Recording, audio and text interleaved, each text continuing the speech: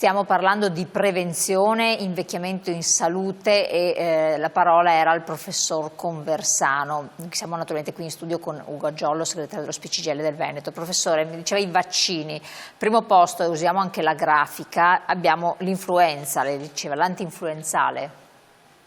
Sì, l'antinfluenzale diciamo, è la vaccinazione più conosciuta nella popolazione anziana, la facciamo ormai da decenni e devo dire con risposte che però come obiettivi di copertura noi dovremmo avere il 75% minimo, ottimale sarebbe il 95%, mediamente in Italia abbiamo il 52%, perché ancora non comprendiamo che noi non dobbiamo vaccinare per proteggerci dall'infezione, dai 3 giorni di malattia.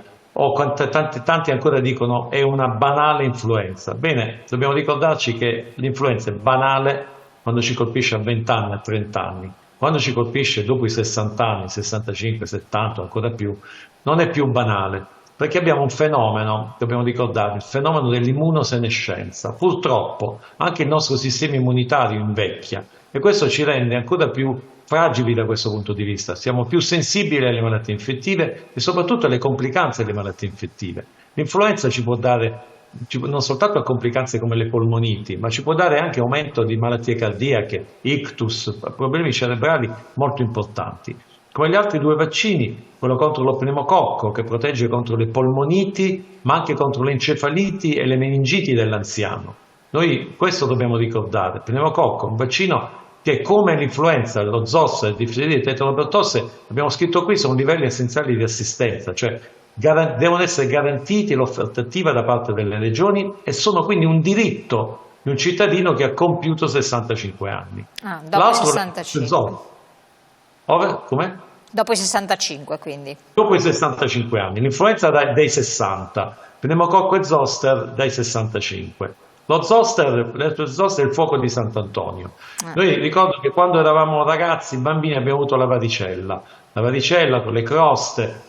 Poi siamo guariti, ma il virus è rimasto dentro di noi, non va via, è rimasto ai gangli spinali e quando in qualche modo si riducono le nostre difese anticorpali, come fisiologicamente perché diventiamo anziani, o perché abbiamo delle malattie o facciamo delle terapie, penso a chi ha delle malattie reumatiche, questo si mostra, esce, si chiama opportunista, esce e ci provoca una malattia che tutti conosciamo perché qualche parente che ha avuto il fuoco di Sant'Antonio lo ricordiamo, che può dare non soltanto delle forme gravissime che aumentano con l'età naturalmente.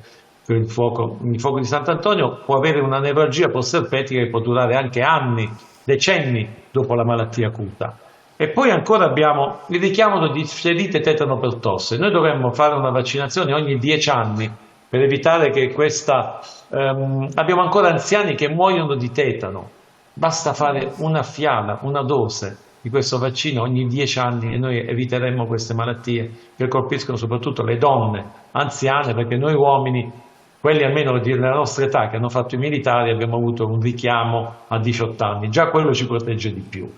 Poi abbiamo il vaccino Covid che sembra negletto, ma abbiamo avuto delle epidemie di Covid che hanno portato nuovamente, anche negli ultimi mesi, molti anziani in rianimazione e che quindi con difficoltà respiratorie e costi per la collettività.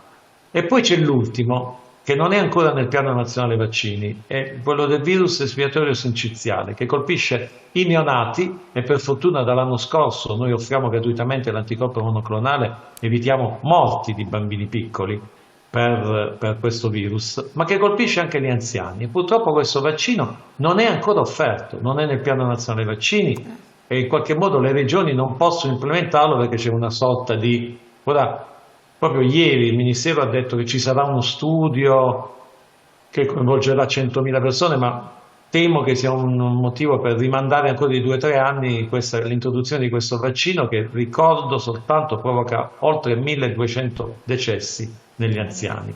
E quindi è vero, attenzione massima per i bambini, ma attenzione massima anche per gli anziani, che oltretutto, io dico provocatoriamente, se vengono colpiti, se qualcuno pensa che possa far fuori per migliorare diciamo, le casse dello Stato facendo morire prima gli anziani non vale, perché questo qui prima di morire costiamo tanto e quindi non vale la pena. È meglio offrirci il vaccino gratuitamente e vaccinarci. Quindi, e poi c'è un altro fatto che, tranne che in alcune regioni, manca un'anagrafe vaccinale dell'anziano. Sì. Il Ministero non ha mai pubblicato i dati regione per regione di copertura per herpes zoster, per pneumococco, difterite, tetanopertosse, né tantomeno per il virus respiratorio sinciziale.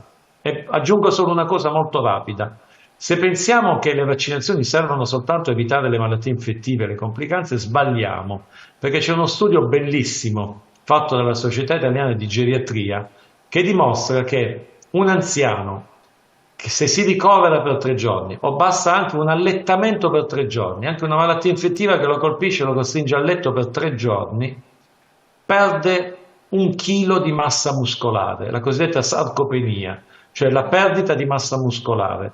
In un anziano perdere 1 chilo di massa muscolare può voler dire che dopo 3 giorni non ci sentiamo più in grado di fare quella rampa di scale che ci permette di andare a prendere il nostro nipote da scuola o andare a fare la spesa al mercato. Quindi la vaccinazione serve anche per ridurre, non soltanto per evitare le malattie infettive e le complicanze, ma per ridurre enormemente anche il grado di disabilità degli anziani, perché recuperare chili di massa muscolare a 70 anni, a 75 anni, non è come per un ventenne andare in palestra o farsi, quindi è molto più complicato e quindi di questo dobbiamo tenere conto.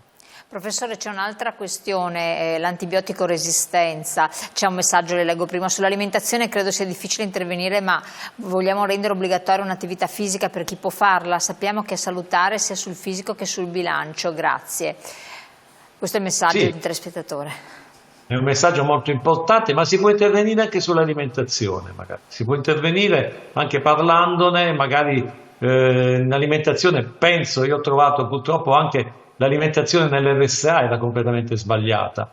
L'alimentazione nell'anziano va spiegata, va detto è vero, bisogna un apporto serio di vitamine, di antiossidanti, ma anche di proteine, perché se non mangiamo proteine noi anziani abbiamo quella riduzione della massa muscolare che è fondamentale. Non ci serve per fare i muscoli o per la prova costume, ci serve per poter camminare, per poter avere un invecchiamento molto più attivo. Da che età c'è la riduzione della massa muscolare e quindi ci si sente meno forti?